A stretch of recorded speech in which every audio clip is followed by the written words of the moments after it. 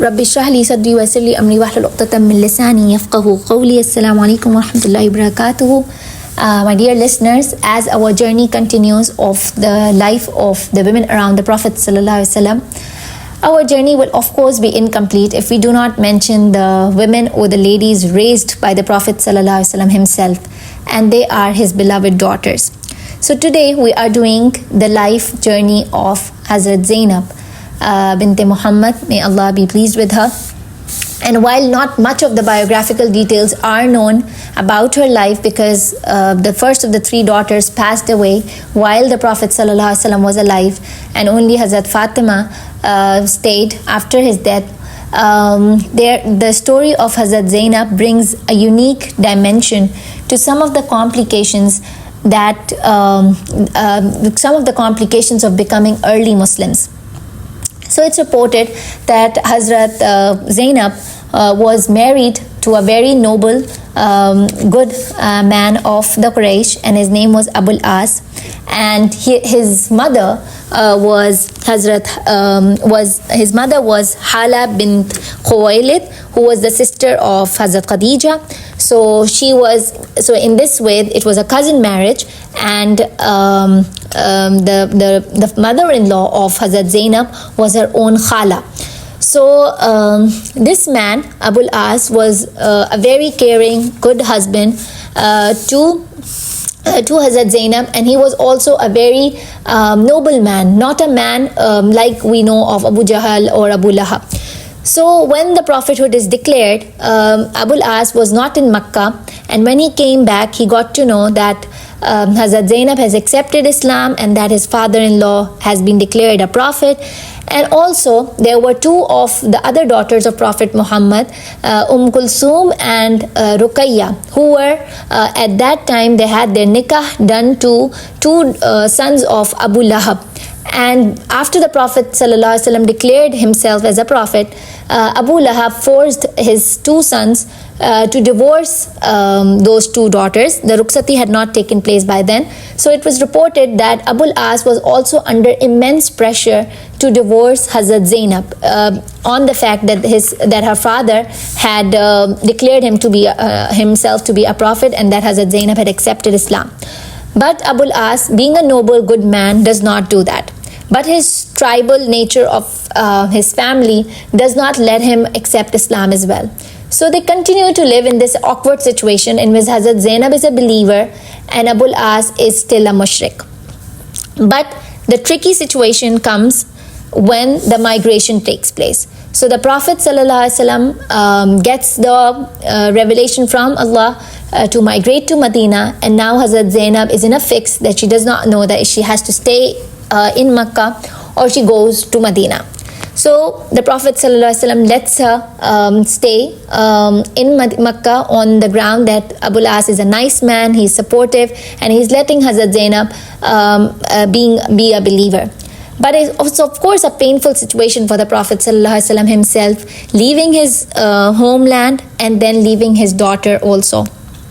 Sallallahu Alaihi Wasallam, what pains that he has gone through in spreading this religion of ours, we cannot even imagine.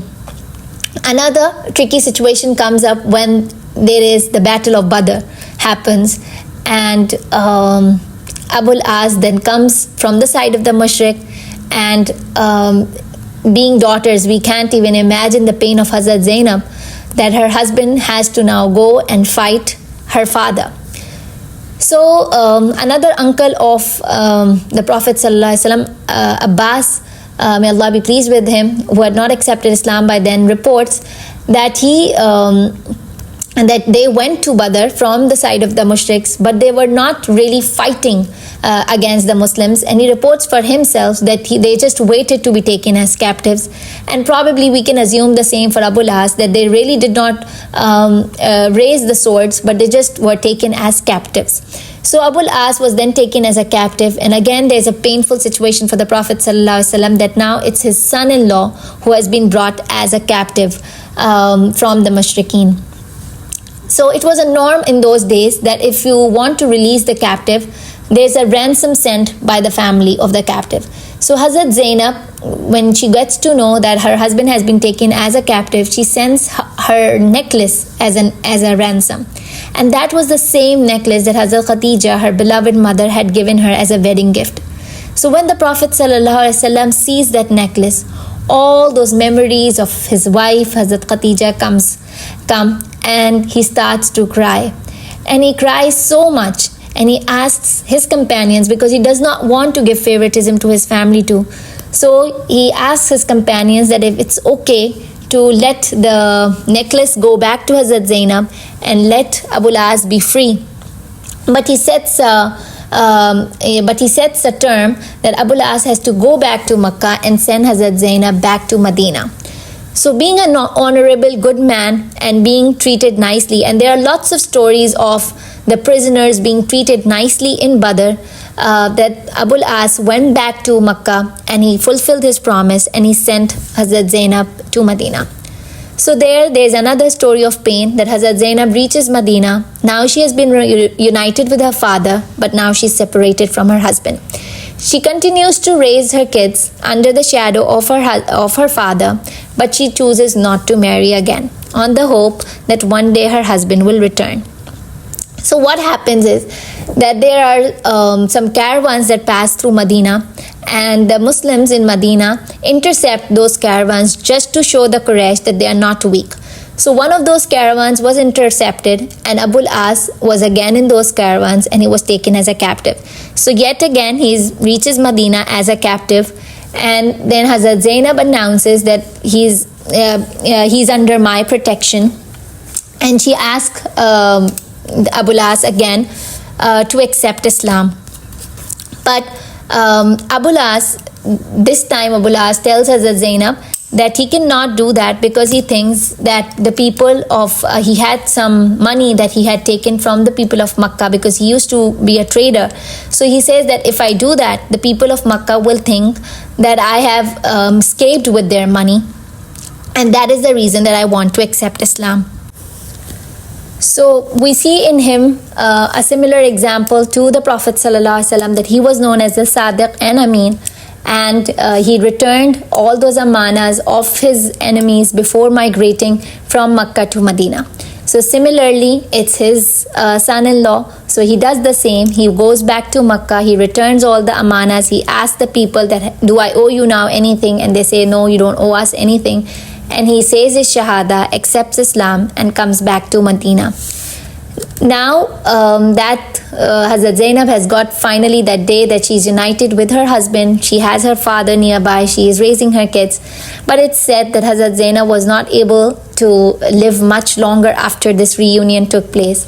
And it is because that she had faced a lot of injuries during the time that she migrated from Makkah to Medina, and the people had caused a lot of harm to her on that day that she was migrating from Makkah to Medina, that she could not tolerate those, and then she passed away.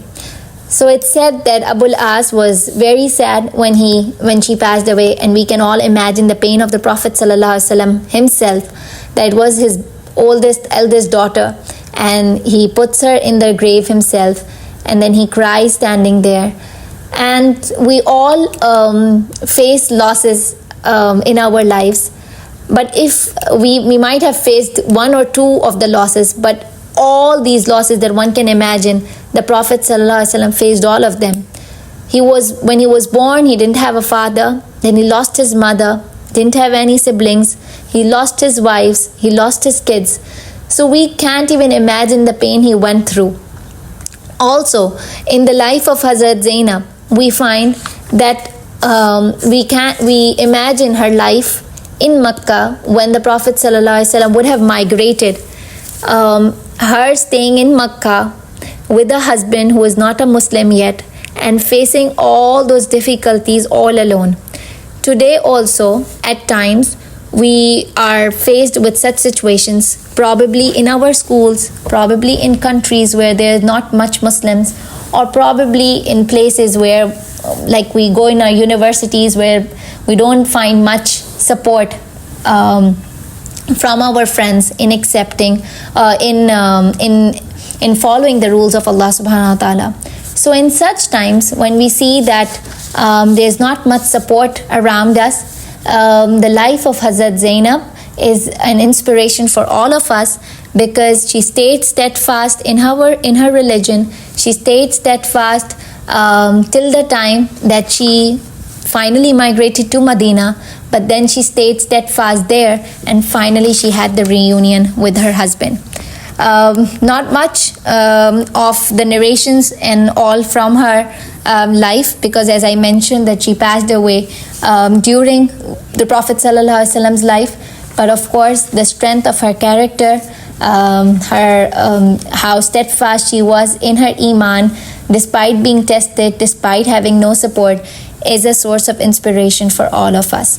So inshallah, we will continue this journey tomorrow with another daughter of the Prophet ﷺ, and may Allah subhanahu wa ta'ala help us in following the lives of these amazing women, the footsteps of these amazing women, and Allah subhanahu wa ta'ala unite us with them in Jannah.